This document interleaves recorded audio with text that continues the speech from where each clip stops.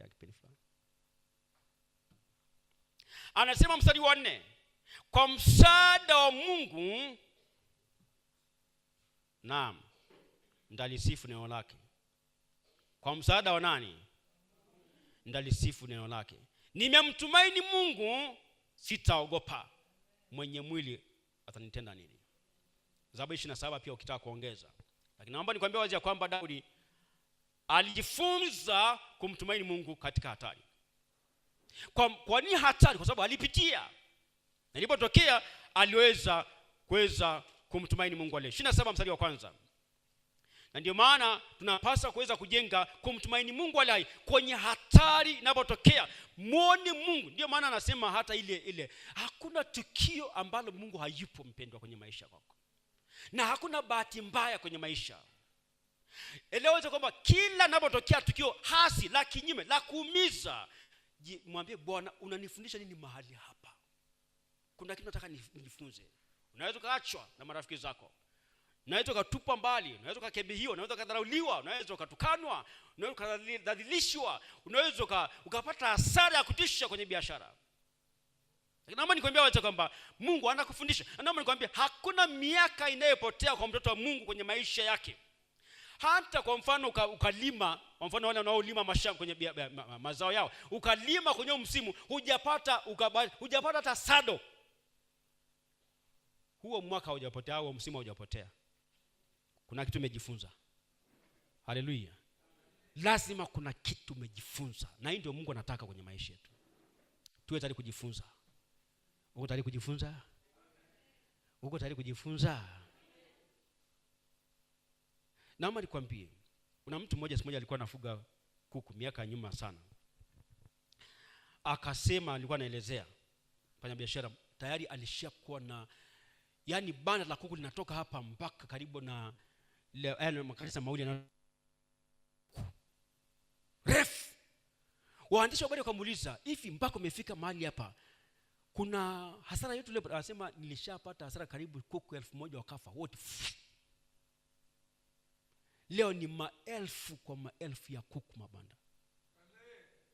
Lakini alipitia kwenye hasara, kushindwa. Na akasema, nimejifunza.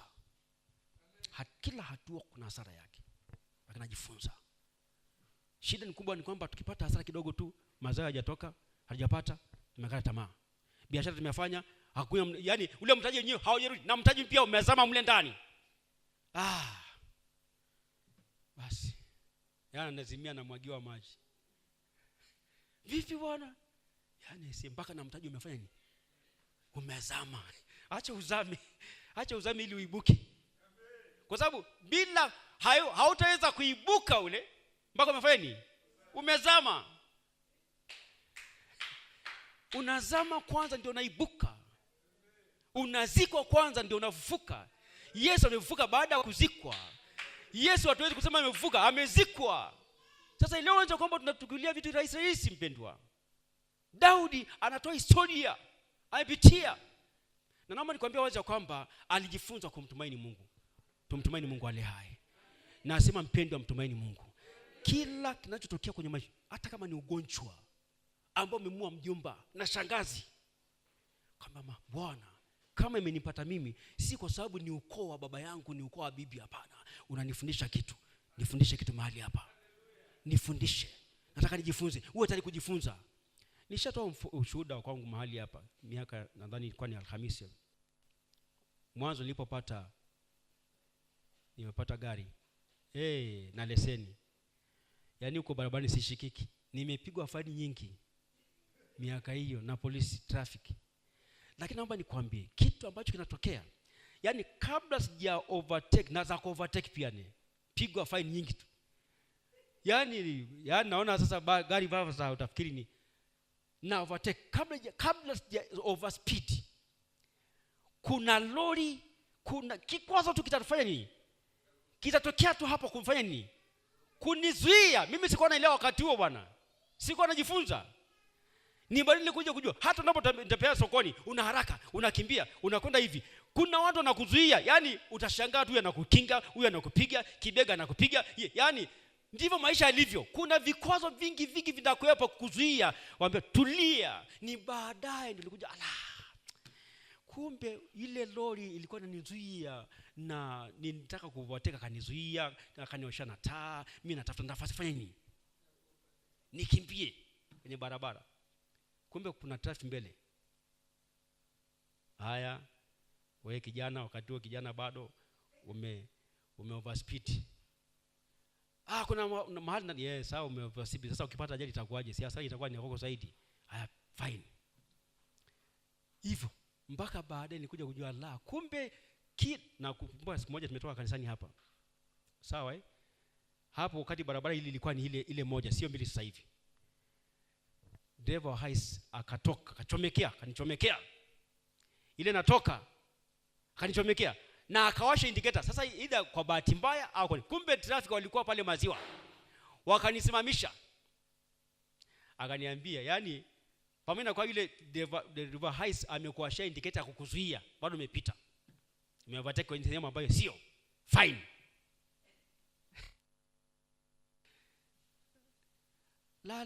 Hivi bado mpaka baadaye nikajua kumbe Mungu aliniambia don't overspeed. Jifunze kuwa na subira. Jifunze nini? Subira. Vumilia, utatoka tu. Hata unapofika barabara, mtu toilet anapita hivi, anapita hivi, toilet inakwepa. Ukisimama kuna wakati ambapo magari barabara inafanya nini? Inaachia, unavuka salama. Sasa wale ambao wanakupana wanapishana na toilet hivi ndio wanapigwa. Lakini nakwambia subiri, tulia. Hata kwenye ulimwengu wa roho pia hivyo. Kuna vikwazo vinakuzuia. Si kwamba Mungu hataki kupiga hatua ukimbie, anakuambia tulia ili ujifunze kuweka mizizi chini kwanza kabla hujaenda. Kwa Daudi akiwa nyikani akamwambia utakwenda kwa mfalme. Na kumbuka hata baada ya kutawazwa kuwekwa kwa mfalme, kumbuka hajamua Sauli atawale. Unaelewa? Na Sauli anamtafuta kumuua. Akakwepa mkuki, anakwepa mkuki mpaka akakimbia kwenda nyikani. Ni baadaye sana akaja kwa mfalme. Wakati ulipotimia. Haleluya. 27 mstari wa kwanza Zaburi. 27 mstari wa kwanza. Sema Bwana ni nuru yangu na wokovu wangu. Nisikie amen kubwa mahali hapo. Nimwogope nani? Anasema mstari wa pili. Watenda mabaya waliponikaribia, wanilie nyama yangu, watesi wangu na adui zangu walijikwaa wakaanguka. Amna amen hata hiyo. Jeshi tatu namalizia mahali hapo. Nijapojipanga kupigana nami, moyo wangu hautaogopa. Daudi alijifunza kumtumaini Mungu kwenye maisha yake. Na hiyo ndio kitu ambacho Mungu Biblia inatuasa mimi nawe Mkristo wa leo, kwa sababu naye pia utapitia kwako. Mtoto atapitia, kijana atapitia, baba atapitia, mama atapitia. Kila Mkristo lazima apitie. Na if you are going to be somebody, naomba nikwambie hivi, kama Mungu ana maono makubwa kwa ajili yako, kama Mungu anakusunda maisha yako, kuna mahali atakupitisha. Na ukilalamika kunungunika, atarudi nyuma, atakuacha na utapiga mark time pale. Ndio maana Daudi simba ilipokuja alitoka, akamwendea, akampiga, akamuua. Hakulalamika. Yusufu ameuza ndugu zake akamuuza. Alipoenda kwenye nyumba ya Potifa, hajasema najua baba mzee Potifa, sasa wewe ndio baba yangu, ndugu zangu wameniuza, na unanichukia sana. Mama Potifa, yani wewe ndio mama yangu kabisa. Wewe ndio mama yangu. Yusufu alisema hivyo? Wala hakueleza hiyo. Leo ingekuwa ni sisi leo, tutaeleza kwa mjomba, kwa shangazi, wameniuza, wananichukia, watoto wa mama mkubwa wananichukia sana, wameniuza. Acha maneno. Tulia. Katika hayo kuuzwa kwake kwa Yusufu, Mungu yuko mle ndani. Amesingiziwa na mke wa Potifa, akaenda gerezani. Kwamba amembaka. Umesikia akiwaeleza wafungwa wenzake kwamba najua bwana mke wa bosi wangu ndio ananitaka bwana. Mimi nilikuwa nafanya kazi bwana, akaja kwangu sio anafanya kubebwaje maneno. Umemsikia Yusufu akizungumza hayo? Kimya. Amesalia miaka 2. Unajua ile ndugu nimsafiria mtoto bwana, ile mkuu wa unyeshaji wa mfalme, lakini ameenda kunisahau. Ngoja iko siku nafunja biashara yake, nafunja ile kazi, afukuzwe kazi. Amesahau miaka 2. Unaanza. Ndio Wakristo wa leo. Umesikia Yusufu akiomba mabaya juu ya yule mkuu wa unyeshaji? Hata baada ya kuwa waziri mkuu, umesikia akisema sasa mke wa Potifa, wewe ndio umenisingizia, sasa mimi ndio bosi wako. Utakuwa wewe ndio house girl wako, sasa utadeki nyumba yangu. Umesikia? Hapana. Kwa nini? Anajua Mungu ana mpango wa kila jambo. Hata katika mabaya Mungu yupo. Mungu yupo.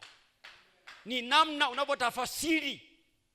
Namna unavyotafasiri kuachwa, namna unavyotafasiri kukimbia, namna unavyotafasiri kudharauliwa, kuachwa, kukebehiwa, kuuzwa. Yesu aliuzwa. Na si tu kuuzwa, Yesu Kristo alipigwa na house girl. Hebu fikiria.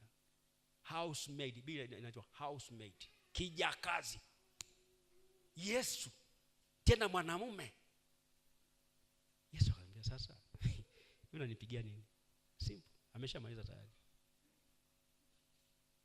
Ametulia. Hivi ingekuwa ni mwingine tu. Hivi ujui mimi ni Mungu? Nitakuunguza, nitakuchoma. Na wewe siku utakapokufa nitahakisha kabisa umeenda jehanamu. Umesikia akisimwambia hivyo? Tulia. Nini maana yake? Sio lazima kila mtu tamuelezea shida zako unazopitia. Hiyo ni shule ya kukufundisha wewe. Ni darasa lako la kuingia la kukomaza kwenye maisha. Tulia. Tulia, Tulia meza Bwana. Haleluya. Pale uliposimama. Mungu anakuheshimu, anakuthamini kuliko unafikiria. Maadhimishe Bwana Mungu leo. Habe Bwana asante. Maana wewe ni Mungu mwaminifu. Inua sauti yako mbele za Bwana. Pauza sauti yako mbele za Mungu, ambie Mungu mwenye mfalme mtukufu. Asante Bwana kwa sababu ya uaminifu wako mli hai. Baba unaniheshimu. Ndiyo baba yake Yusufu Daudi alimdharau. Anasema huyu Mungu hajali huyu. Mungu anakujali mno kuliko unafikiria.